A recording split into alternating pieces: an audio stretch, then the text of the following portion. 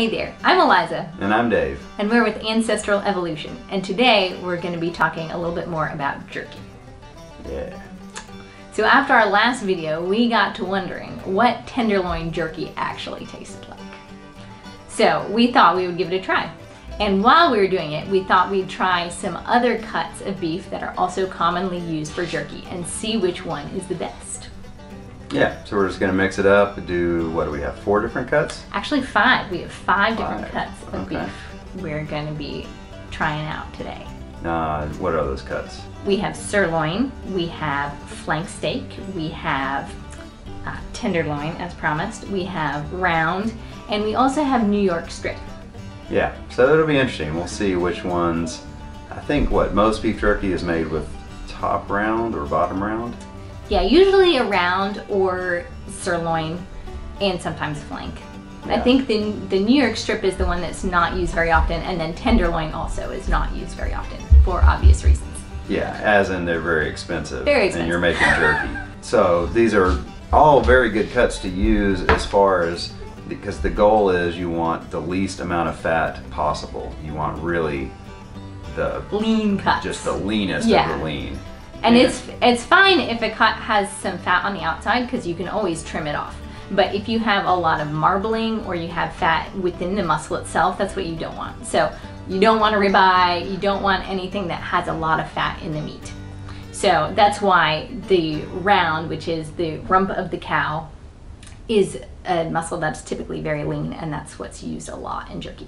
Yeah, and it's also a generally tougher cut of meat. Yeah, it's a little bit tougher. But for jerky, that's fine, because once you dehydrate it and you do everything, it's really not going to make any difference. And especially when you're cutting it, if you cut it against the grain, then toughness is not such a big issue because it's going to break apart and melt in your mouth anyway. Yeah. So we've got a bunch of different cuts, and we are going to get them out. I've got them in the freezer. They've actually been there for a little while, because I was nervous about being able to cut them thin.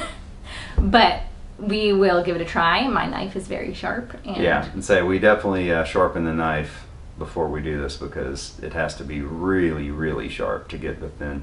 I will say, talking to the butcher where we live, that they don't cut it as thin as they possibly could, because of course they have a professional meat slicer that can cut it paper thin.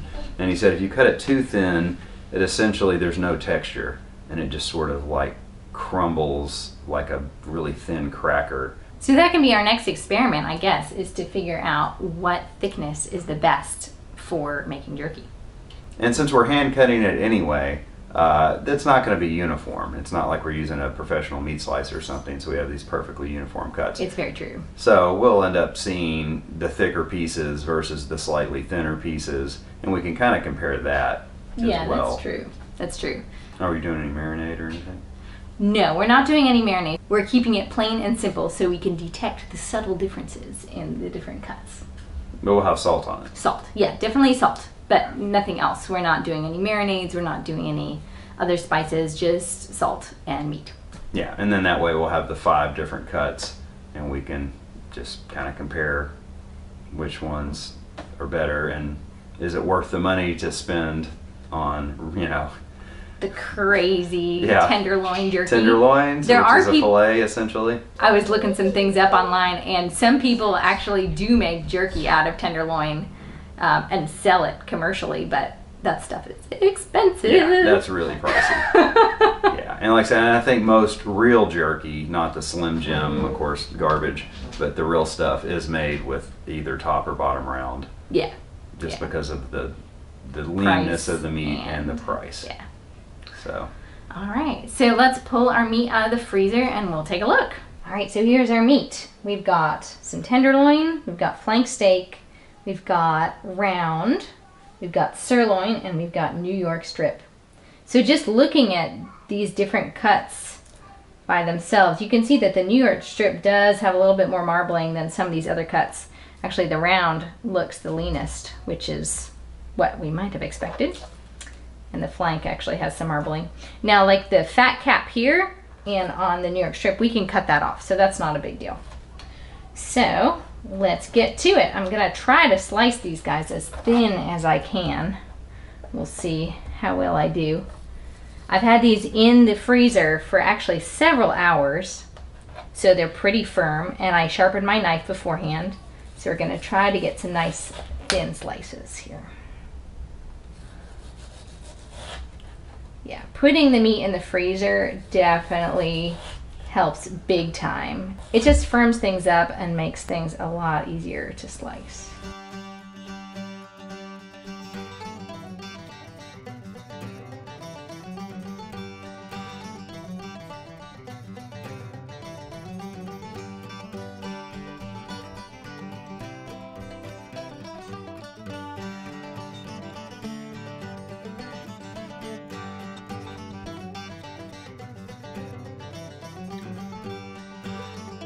There we go, we've got our meat sliced up.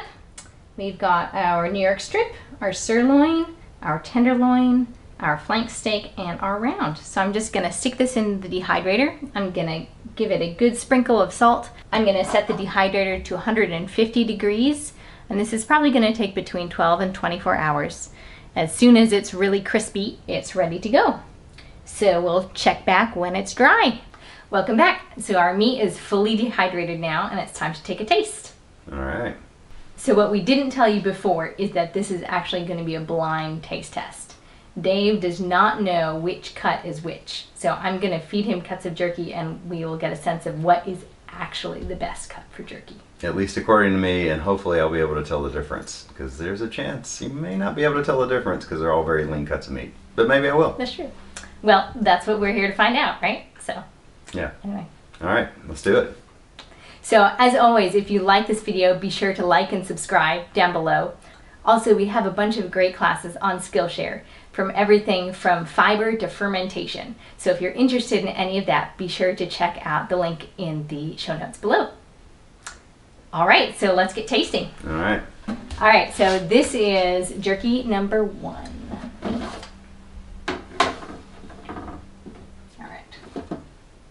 I'm gonna let you taste it first.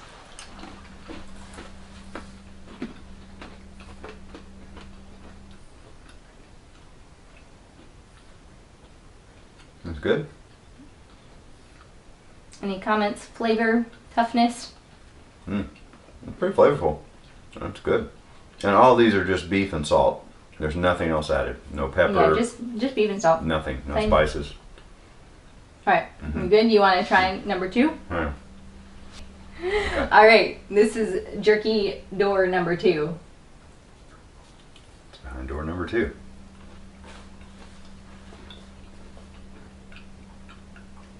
That one's different. I like the first one better. Okay. This is good, but it's not.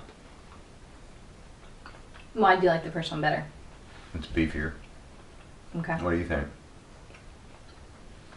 This one has a little bit more fat in it, which I don't like. Yeah, definitely.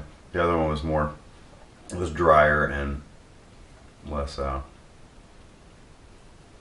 don't know, this is beefier. Mm-hmm. Okay, let's try number 3 here.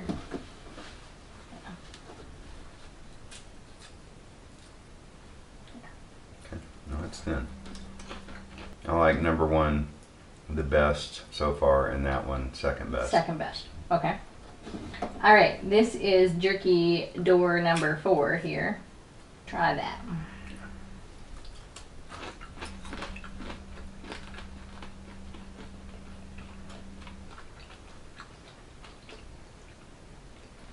I like that one.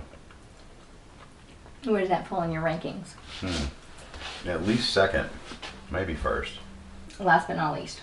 Thin, please. I will try to find you a thin piece. Okay. Okay. Pretty good. Thoughts? It's really similar to the first one. I'm gonna go with number 1 still. Okay. It was the best overall. Okay. Texture and stuff, and then maybe number 5 is a second. Okay. Number 3 Number is the 3. third. The fattier one, which is 2, I think, right? Uh-huh. Yeah, that would be last. Last, and the other one I'm 4th. Mm-hmm. Okay, are you ready to find out Yeah. which one it is? Yeah. Okay, so the one that you liked least, ready for this? Number 2. Number 2. This one was Number 2. the flank steak. Oh, flank steak. Yeah.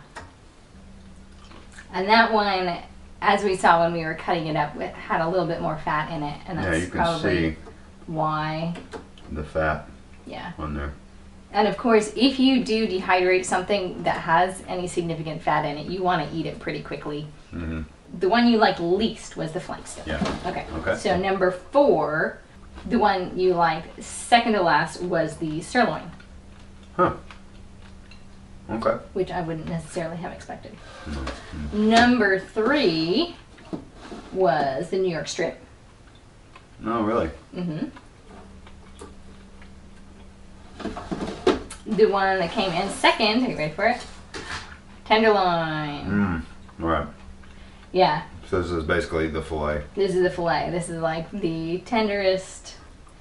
Well, isn't that funny that the fillets, this is the most expensive cut, Mm-hmm. and it was the second best, but I actually like the round. Fillet. Well, I And mean, it's the- process of elimination. It has Yeah. to be. Okay, so the one you liked the best was the round, which is the one that is typically used Mm-hmm. in jerky. That's your Yeah, standard if you buy real jerky, jerky. it's going to cut. be round. Yeah.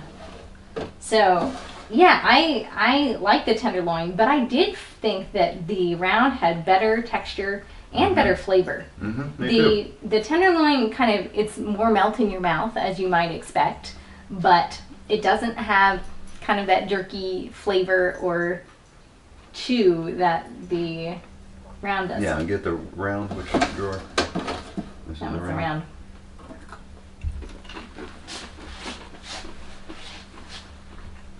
I'll also note on a technical side of things that the round was the one that was way easier to cut than these other cuts. Like the tenderloin was falling apart as I was cutting it.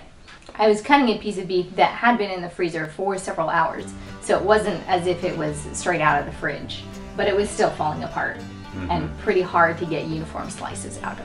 Whereas the round I felt was a lot easier. Yeah, and none were frozen. They were just really cold.